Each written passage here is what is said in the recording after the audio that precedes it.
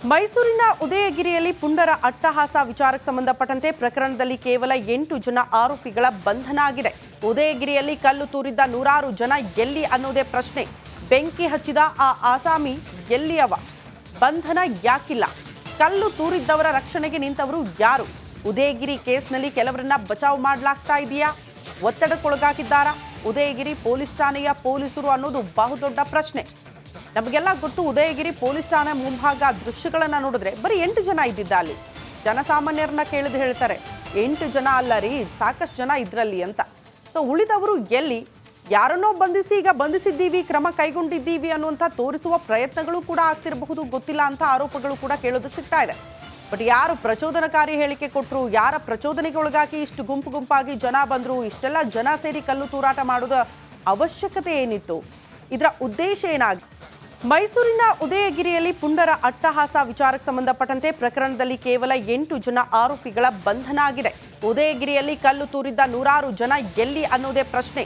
ಬೆಂಕಿ ಹಚ್ಚಿದ ಆ ಆಸಾಮಿ ಎಲ್ಲಿಯವ? ಬಂಧನ ಯಾಕಿಲ್ಲ? ಕಲ್ಲು ತೂರಿದ್ದವರ ರಕ್ಷಣೆಗೆ ನಿಂತವರು ಯಾರು? ಉದಯಗಿರಿ ಕೇಸ್ನಲ್ಲಿ ಕೆಲವರನ್ನ ಬಚಾವ್ ಮಾಡಲಾಗ್ತಾ ಇದೆಯಾ? ಒತ್ತಡಕ್ಕೊಳಗಾಗಿದ್ದಾರಾ ಉದಯಗಿರಿ ಪೊಲೀಸ್ ಠಾಣೆಯ ಪೊಲೀಸರು ಅನ್ನೋದು ಬಹುದೊಡ್ಡ ಪ್ರಶ್ನೆ. ನಮಗೆಲ್ಲ ಗೊತ್ತು, ಉದಯಗಿರಿ ಪೊಲೀಸ್ ಠಾಣೆ ಮುಂಭಾಗ ದೃಶ್ಯಗಳನ್ನ ನೋಡಿದ್ರೆ ಬರೀ 8 ಜನ ಇದ್ದಿದ್ದ ಅಲ್ಲಿ. ಜನಸಾಮಾನ್ಯರನ್ನ ಕೇಳಿದು ಹೇಳ್ತಾರೆ 8 ಜನ ಅಲ್ಲ ರೀ, ಸಾಕಷ್ಟು ಜನ ಇದ್ರಲ್ಲಿ ಅಂತ. ಸೊ ಉಳಿದವರು ಎಲ್ಲಿ? ಯಾರನ್ನೋ ಬಂಧಿಸಿ ಈಗ ಬಂಧಿಸಿದ್ದೀವಿ, ಕ್ರಮ ಕೈಗೊಂಡಿದ್ದೀವಿ ಅನ್ನುವಂಥ ತೋರಿಸುವ ಪ್ರಯತ್ನಗಳು ಕೂಡ ಆಗ್ತಿರಬಹುದು, ಗೊತ್ತಿಲ್ಲ ಅಂತ ಆರೋಪಗಳು ಕೂಡ ಕೇಳೋದಕ್ಕೆ ಸಿಗ್ತಾ ಇದೆ. ಬಟ್ ಯಾರು ಪ್ರಚೋದನಕಾರಿ ಹೇಳಿಕೆ ಕೊಟ್ಟರು, ಯಾರ ಪ್ರಚೋದನೆಗೆ ಒಳಗಾಗಿ ಇಷ್ಟು ಗುಂಪು ಗುಂಪಾಗಿ ಜನ ಬಂದರು, ಇಷ್ಟೆಲ್ಲ ಜನ ಸೇರಿ ಕಲ್ಲು ತೂರಾಟ ಮಾಡೋದ ಅವಶ್ಯಕತೆ ಏನಿತ್ತು? ಇದರ ಉದ್ದೇಶ ಏನಾಗಿ? ಮೈಸೂರಿನ ಉದಯಗಿರಿಯಲ್ಲಿ ಪುಂಡರ ಅಟ್ಟಹಾಸ ವಿಚಾರಕ್ಕೆ ಸಂಬಂಧಪಟ್ಟಂತೆ ಪ್ರಕರಣದಲ್ಲಿ ಕೇವಲ 8 ಜನ ಆರೋಪಿಗಳ ಬಂಧನ ಆಗಿದೆ. ಉದಯಗಿರಿಯಲ್ಲಿ ಕಲ್ಲು ತೂರಿದ್ದ ನೂರಾರು ಜನ ಎಲ್ಲಿ ಅನ್ನೋದೇ ಪ್ರಶ್ನೆ. ಬೆಂಕಿ ಹಚ್ಚಿದ ಆ ಆಸಾಮಿ ಎಲ್ಲಿಯವ? ಬಂಧನ ಯಾಕಿಲ್ಲ? ಕಲ್ಲು ತೂರಿದ್ದವರ ರಕ್ಷಣೆಗೆ ನಿಂತವರು ಯಾರು? ಉದಯಗಿರಿ ಕೇಸ್ನಲ್ಲಿ ಕೆಲವರನ್ನ ಬಚಾವ್ ಮಾಡಲಾಗ್ತಾ ಇದೆಯಾ? ಒತ್ತಡಕ್ಕೊಳಗಾಗಿದ್ದಾರಾ ಉದಯಗಿರಿ ಪೊಲೀಸ್ ಠಾಣೆಯ ಪೊಲೀಸರು ಅನ್ನೋದು ಬಹುದೊಡ್ಡ ಪ್ರಶ್ನೆ. ನಮಗೆಲ್ಲ ಗೊತ್ತು, ಉದಯಗಿರಿ ಪೊಲೀಸ್ ಠಾಣೆ ಮುಂಭಾಗ ದೃಶ್ಯಗಳನ್ನ ನೋಡಿದ್ರೆ ಬರೀ 8 ಜನ ಇದ್ದಿದ್ದ ಅಲ್ಲಿ. ಜನಸಾಮಾನ್ಯರನ್ನ ಕೇಳಿದು ಹೇಳ್ತಾರೆ 8 ಜನ ಅಲ್ಲ ರೀ, ಸಾಕಷ್ಟು ಜನ ಇದ್ರಲ್ಲಿ ಅಂತ. ಸೊ ಉಳಿದವರು ಎಲ್ಲಿ? ಯಾರನ್ನೋ ಬಂಧಿಸಿ ಈಗ ಬಂಧಿಸಿದ್ದೀವಿ, ಕ್ರಮ ಕೈಗೊಂಡಿದ್ದೀವಿ ಅನ್ನುವಂಥ ತೋರಿಸುವ ಪ್ರಯತ್ನಗಳು ಕೂಡ ಆಗ್ತಿರಬಹುದು, ಗೊತ್ತಿಲ್ಲ ಅಂತ ಆರೋಪಗಳು ಕೂಡ ಕೇಳೋದಕ್ಕೆ ಸಿಗ್ತಾ ಇದೆ. ಬಟ್ ಯಾರು ಪ್ರಚೋದನಕಾರಿ ಹೇಳಿಕೆ ಕೊಟ್ಟರು, ಯಾರ ಪ್ರಚೋದನೆಗೆ ಒಳಗಾಗಿ ಇಷ್ಟು ಗುಂಪು ಗುಂಪಾಗಿ ಜನ ಬಂದರು, ಇಷ್ಟೆಲ್ಲ ಜನ ಸೇರಿ ಕಲ್ಲು ತೂರಾಟ ಮಾಡೋದ ಅವಶ್ಯಕತೆ ಏನಿತ್ತು? ಇದರ ಉದ್ದೇಶ ಏನಾಗಿ? ಮೈಸೂರಿನ ಉದಯಗಿರಿಯಲ್ಲಿ ಪುಂಡರ ಅಟ್ಟಹಾಸ ವಿಚಾರಕ್ಕೆ ಸಂಬಂಧಪಟ್ಟಂತೆ ಪ್ರಕರಣದಲ್ಲಿ ಕೇವಲ 8 ಜನ ಆರೋಪಿಗಳ ಬಂಧನ ಆಗಿದೆ. ಉದಯಗಿರಿಯಲ್ಲಿ ಕಲ್ಲು ತೂರಿದ್ದ ನೂರಾರು ಜನ ಎಲ್ಲಿ ಅನ್ನೋದೇ ಪ್ರಶ್ನೆ. ಬೆಂಕಿ ಹಚ್ಚಿದ ಆ ಆಸಾಮಿ ಎಲ್ಲಿಯವ? ಬಂಧನ ಯಾಕಿಲ್ಲ? ಕಲ್ಲು ತೂರಿದ್ದವರ ರಕ್ಷಣೆಗೆ ನಿಂತವರು ಯಾರು? ಉದಯಗಿರಿ ಕೇಸ್ನಲ್ಲಿ ಕೆಲವರನ್ನ ಬಚಾವ್ ಮಾಡಲಾಗ್ತಾ ಇದೆಯಾ? ಒತ್ತಡಕ್ಕೊಳಗಾಗಿದ್ದಾರಾ ಉದಯಗಿರಿ ಪೊಲೀಸ್ ಠಾಣೆಯ ಪೊಲೀಸರು ಅನ್ನೋದು ಬಹುದೊಡ್ಡ ಪ್ರಶ್ನೆ. ನಮಗೆಲ್ಲ ಗೊತ್ತು, ಉದಯಗಿರಿ ಪೊಲೀಸ್ ಠಾಣೆ ಮುಂಭಾಗ ದೃಶ್ಯಗಳನ್ನ ನೋಡಿದ್ರೆ ಬರೀ 8 ಜನ ಇದ್ದಿದ್ದ ಅಲ್ಲಿ. ಜನಸಾಮಾನ್ಯರನ್ನ ಕೇಳಿದು ಹೇಳ್ತಾರೆ 8 ಜನ ಅಲ್ಲ ರೀ, ಸಾಕಷ್ಟು ಜನ ಇದ್ರಲ್ಲಿ ಅಂತ. ಸೊ ಉಳಿದವರು ಎಲ್ಲಿ? ಯಾರನ್ನೋ ಬಂಧಿಸಿ ಈಗ ಬಂಧಿಸಿದ್ದೀವಿ, ಕ್ರಮ ಕೈಗೊಂಡಿದ್ದೀವಿ ಅನ್ನುವಂಥ ತೋರಿಸುವ ಪ್ರಯತ್ನಗಳು ಕೂಡ ಆಗ್ತಿರಬಹುದು, ಗೊತ್ತಿಲ್ಲ ಅಂತ ಆರೋಪಗಳು ಕೂಡ ಕೇಳೋದಕ್ಕೆ ಸಿಗ್ತಾ ಇದೆ. ಬಟ್ ಯಾರು ಪ್ರಚೋದನಕಾರಿ ಹೇಳಿಕೆ ಕೊಟ್ಟರು, ಯಾರ ಪ್ರಚೋದನೆಗೆ ಒಳಗಾಗಿ ಇಷ್ಟು ಗುಂಪು ಗುಂಪಾಗಿ ಜನ ಬಂದರು, ಇಷ್ಟೆಲ್ಲ ಜನ ಸೇರಿ ಕಲ್ಲು ತೂರಾಟ ಮಾಡೋದ ಅವಶ್ಯಕತೆ ಏನಿತ್ತು? ಇದರ ಉದ್ದೇಶ ಏನಾಗಿ?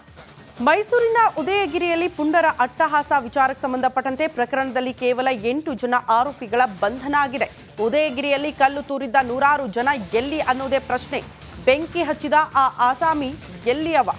ಬಂಧನ ಯಾಕಿಲ್ಲ? ಕಲ್ಲು ತೂರಿದ್ದವರ ರಕ್ಷಣೆಗೆ ನಿಂತವರು ಯಾರು? ಉದಯಗಿರಿ ಕೇಸ್ನಲ್ಲಿ ಕೆಲವರನ್ನ ಬಚಾವ್ ಮಾಡಲಾಗ್ತಾ ಇದೆಯಾ? ಒತ್ತಡಕ್ಕೊಳಗಾಗಿದ್ದಾರಾ ಉದಯಗಿರಿ ಪೊಲೀಸ್ ಠಾಣೆಯ ಪೊಲೀಸರು ಅನ್ನೋದು ಬಹುದೊಡ್ಡ ಪ್ರಶ್ನೆ. ನಮಗೆಲ್ಲ ಗೊತ್ತು, ಉದಯಗಿರಿ ಪೊಲೀಸ್ ಠಾಣೆ ಮುಂಭಾಗ ದೃಶ್ಯಗಳನ್ನ ನೋಡಿದ್ರೆ ಬರೀ 8 ಜನ ಇದ್ದಿದ್ದ ಅಲ್ಲಿ.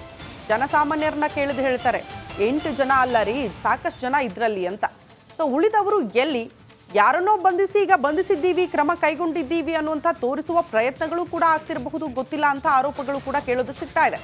ಬಟ್ ಯಾರು ಪ್ರಚೋದನಕಾರಿ ಹೇಳಿಕೆ ಕೊಟ್ಟರು, ಯಾರ ಪ್ರಚೋದನೆಗೆ ಒಳಗಾಗಿ ಇಷ್ಟು ಗುಂಪು ಗುಂಪಾಗಿ ಜನ ಬಂದರು, ಇಷ್ಟೆಲ್ಲ ಜನ ಸೇರಿ ಕಲ್ಲು ತೂರಾಟ ಮಾಡೋದ ಅವಶ್ಯಕತೆ ಏನಿತ್ತು?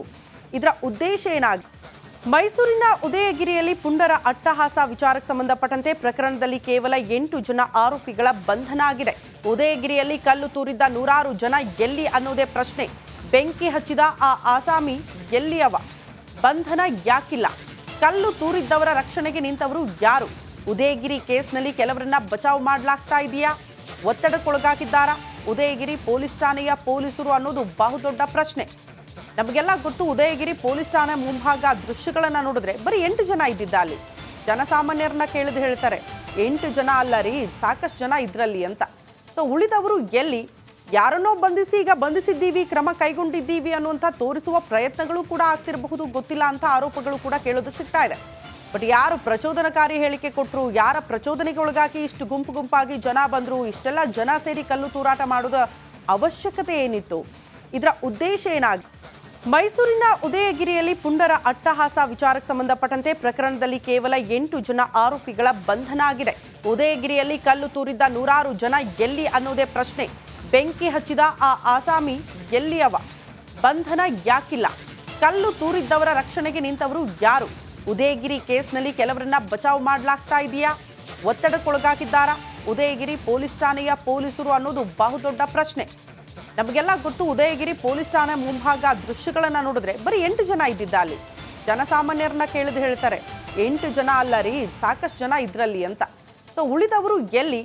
ಯಾರನ್ನೋ ಬಂಧಿಸಿ ಈಗ ಬಂಧಿಸಿದ್ದೀವಿ, ಕ್ರಮ ಕೈಗೊಂಡಿದ್ದೀವಿ ಅನ್ನುವಂಥ ತೋರಿಸುವ ಪ್ರಯತ್ನಗಳು ಕೂಡ ಆಗ್ತಿರಬಹುದು, ಗೊತ್ತಿಲ್ಲ ಅಂತ ಆರೋಪಗಳು ಕೂಡ ಕೇಳೋದಕ್ಕೆ ಸಿಗ್ತಾ ಇದೆ.